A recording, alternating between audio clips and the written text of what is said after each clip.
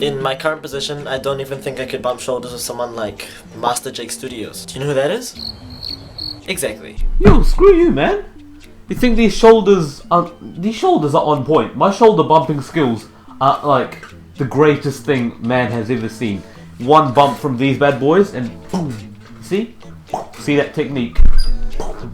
Best shoulder bumping skills, man. You won't be disappointed when yeah.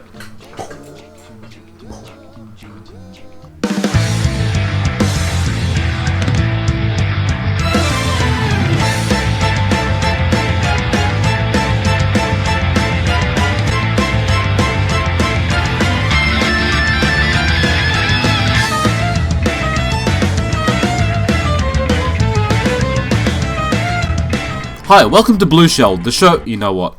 I don't. Honestly, I don't really care anymore. Because some people are just able to release things without putting much effort into them. Why even try? That's my question to you guys. Why even try if you're not going to put in the bloody effort? That's really it for the intro. That's it.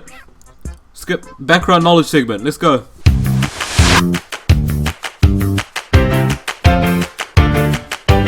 Apologies for my attitude back there, I was just having a bit of a breakdown. I'll actually do stuff for the rest of this episode. The Steam summer and winter sales give you nice discounts on games. Psychonauts for just over $1. Damn, that's nice. But if you check the cheapest games on Steam, you can find some truly panned games, one of which is titled Brilliant Bob and is only 51 cents in New Zealand dollars. Why such a specific number? Okay, I think I'm getting a little too eager if I'm criticizing the price tag already. Brilliant Bob is a 3D platformer, or at least that's what it's meant to be, made by Zonatron Productions, a two-man indie dev team that were able to release 8 games in 1 year. Let me repeat this again. 8 games. Settle your kettle, guys. And 6 of them have achieved mixed reviews as well, so they can't be doing it right either. Might I mention that Matthew Luck, one of the devs, posts videos on YouTube, let's playing his own games? Yo, that's like a new level of narcissism. It's like reacting to your own videos. Whoa! This guy's so funny! Oh my gosh, this guy's great! You take one look at Brilliant Bob and you can tell it was made in Unity, and furthermore looks like it was made in maybe about a month. Maybe 2 weeks. After all, it was made along with 7 other games in the same year. It may have not been made in just a month, but it sure does look the part. Also, just the name of the game, man. Brilliant Bob. How is this game legit? The sequel should be called Generous John, and then they should make a prequel called Cringeworthy Chris. You want me to go on? Alright, one more. Lesbian Luke. The About This Game section on Steam says, it allows you to change the camera angle so you can view Bob in his surrounds from any perspective you want to, or have to, in a specific level or situation. You are using the camera controls as something to advertise about this game. Every standard 3D platformer game has camera controls. Brilliant Bob, like, that's probably no special exception. I don't see any reason to advertise your game with the camera controls as like a huge big point, unless like these camera controls can throw confetti every time you change angle. I don't think it's something to display in your bio. It's like Bubsy 3D advertising the extra lives, kind of unnecessary. This is a real game, by the way. Just reminding you, this is a real game. It's on Steam that you pay for with your money, called Brilliant Bob.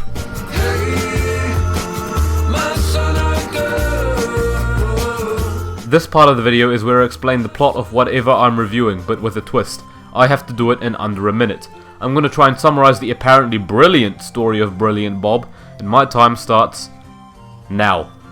I have to be honest, most of the story is only told in what seems to be a PowerPoint presentation at the very start of the game. As soon as you open it up, it's like a slideshow of pictures with texts. Not to mention the fact that even though I chose the correct screen resolution, you can still see a background image behind the cutscene. This is 303. Oh wait, that says Bob. Bob lives in Sekotwana. He is in a happy family, or at least up until an alien called Dr. Magazi, who wants to steal happiness, chooses Bob's planet to rack some happiness, probably in the form of ecstasy, I assume. So Bob shoots off to find him, and yes, he does find Magazi's hideout. However, while Bob had marveled over Dr. Magazi's alien spaceship, it turns out Magazi managed to return the favor and find Bob's parents, and he kidnapped them. Yes, Bob is absolutely devastated by this news, so he has to go on a rescue quest through the Forest of Lendeer and Kelawar Fortress. More like Borest of Lame Deer and Keller Worst for Stress. Am I right? Oh, I'm so clever. Will you help him in his quest for justice? I, for one, don't really see a lot of justice to prove.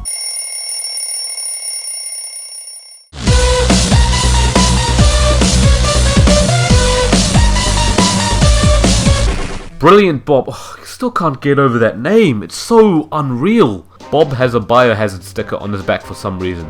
That's fitting. Too much exposure to this game would probably kill you. This is a game with controls so slippery and unstable that you slide when a moving platform changes direction. That should not be happening. Wall jumping is even more painful as you have to really hug the surface as much as you can, like some person with a fetish for walls, and also control the direction yourself. If you look at this footage, you can just tell it's a struggle to try and get this to work properly. The levels are such a cluster of randomly placed obstacles, like one of your 6-year-old cousins spilled your toy box out and threw all the toys across the floor, and that became the level. And that's almost a false analogy because even that would look wacky. Brilliant Bob has clusterfucks of levels and it still manages to make them look boring to look at. It's the repeating spew corn casserole of awkwardly placed platforms, grass turf rolls from Bunnings Warehouse, and enemies that you either cannot kill or don't even look like they should be able to deal damage to you. This level here has you hopping up slanted stepping stones, then you wonder, oh look, a dead end. So, you look desperately around for the level exit, or better yet, any hope for this game in general, and see that the exit's all the way down there.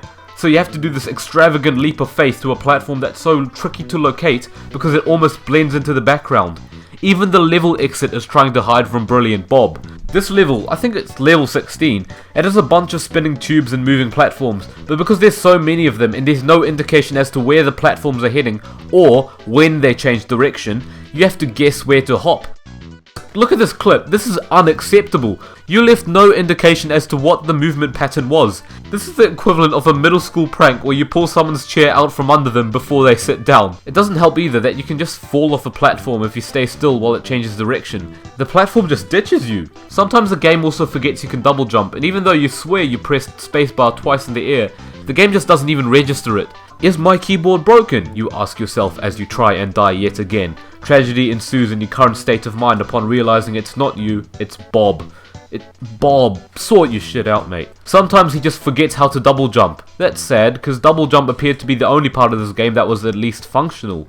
It seems not even double jumping is safe from Bob's reign. Every time you try to jump over a gap, the movements are so shoddy that you just end up falling so many times into what looks like a pit that shouldn't even kill you. If anything, you should be able to live falling onto a platform this close down, but that's fine. The amount of times I fell off a platform, I felt like jumping off a cliff myself. What? You can jump, you can fall under the level. You can actually walk around here. This is disgusting, this is unacceptable. You can't just leave this place untidily available to explore. Oh wait, is that? You were supposed to get here. You can, no, this is dumb. Straight up, it's just dumb. What a stupid place to hide a scroll. At least it wasn't a glitch. You were actually meant to drop down here to find the scroll, but somehow doing this seems so wrong. It feels like an offense. You can also jump straight through the end of level warp. Why is that the case? It turns out you have to stay in the warp for a certain amount of time to actually finish it off. So if you're mimsily bouncing on this slime here, you ain't going nowhere, pal. Remember how the camera was such a hyped feature of this game? Well, turns out even that wasn't safe from Bob's borderline satanic presence, because you only get controls to move it left and right, but not up and down. So how are you meant to check the trajectory of your next jump without missing the platform? This game literally makes me angry. It seriously does. Oh, these spinning cubes, what do they do? Yo, what? They hurt you. What? But they don't even look like they should damage you. You know what they look like? They look like exemplar objects found in the Unity toolbox. Then Zonatron Production thought, yeah, it looks a little bit dangerous. I guess the corners look sharp. It'd probably do some damage if you bumped into it. Yeah, well, we'll go with that. At least the slimes look like they should kill you, but even then they just look like scoops of jelly sliding across the plate. It's the new Death Battle episode. It's the slime from Brilliant Bob versus the scoop of jelly. Who will win? The slimes can't even be killed anyways.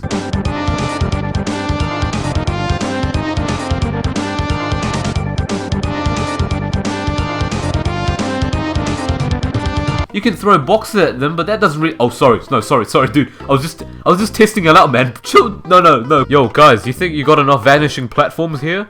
This oversaturation of vanishing platforms. Even in the hub world, there are vanishing platforms. It's a hassle trying to get back to where you continued from. And the vanishing animation looks horrible. It just blinks a few times and turns invisible. It looks like the game's glitchy. And you know what's so sad about this? I haven't even reached the second world yet. These are only the first 20 or so stages, and already I have found a plethora of things wrong with Brilliant Bob. Bob, listen here, mate. You are not brilliant, between you and me. You are bad. Bad Bob. They probably put more effort into making the trading cards than the actual game itself. Oh, I should also mention the currency in this game, the tidbits you can collect throughout levels, and I swear to God, these are called, listen here, Boblars. If you haven't caught on to why they're called Boblars, don't worry, I didn't understand either at first, until it came to my attention it was meant to be dollars with Bob in the name. Dollars? Bobblers! Get it? It's so clever! It's so clever! Am I right? It's so clever! Apparently Bob is so brilliant, the currency of the world he fucking lives in is named after him. At this point, I just feel like surrendering to Dr. Magazi. Wait, this guy, Dr. Magazi. He looks so familiar. No, I'm not even joking. He looks... I just can't put my finger on it. The design looks so familiar. Hang on a second. Are you kidding me? What are you playing here, guys? You just took a free alien resource sprite from Unity and made him the main villain of your game? This is unbelievable. What games are you playing here, guys? What do you have to say for yourself, Mr. Developer? You just hold back and just be slow about that.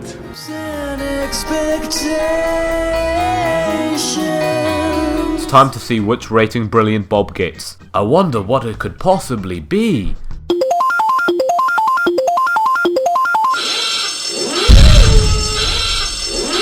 Brilliant Bob is not brilliant. Zonatron, step up your game. This is unpolished and unplayable work with controls slipperier than piss on a bathroom floor, level design so bland and tasteless not even salt could cure it, presented as a game that overall looks like a test project on Roblox attempting to be a 3D Super Meat Boy of some sort. This is one of those games you send as a joke gift to your friends on Steam. By all means, gift it to your friends as a joke, but if you value your mates that much, do whatever you can to ensure they never play it, because whilst you think they may deserve to know about such a stupid title like Brilliant Bob, and it might be funny for them to have it in their library, they don't deserve to enjoy the game themselves. I did that for you. I am MasterJakeStudios, and before I promote an end to this video, I want to leave you with me reading out the description for Brilliant Bob on Steam. Revel in a brilliant story, fast-paced puzzles, and thrillingly designed levels, and reportedly the first adventure of the action-adventure platformer saga about Bob, a truly brilliant fellow from Sekatwana. Well, doesn't that sound promising?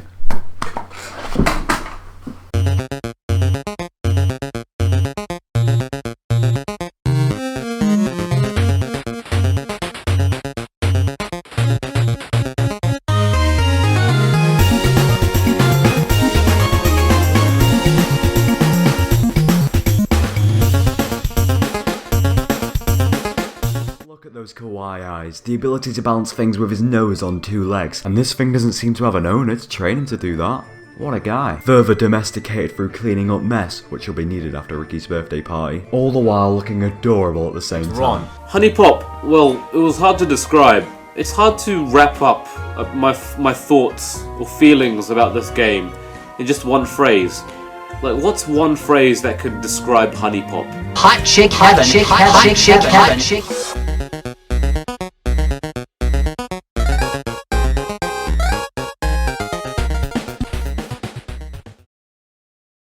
Yes, because you will fall over the platform down.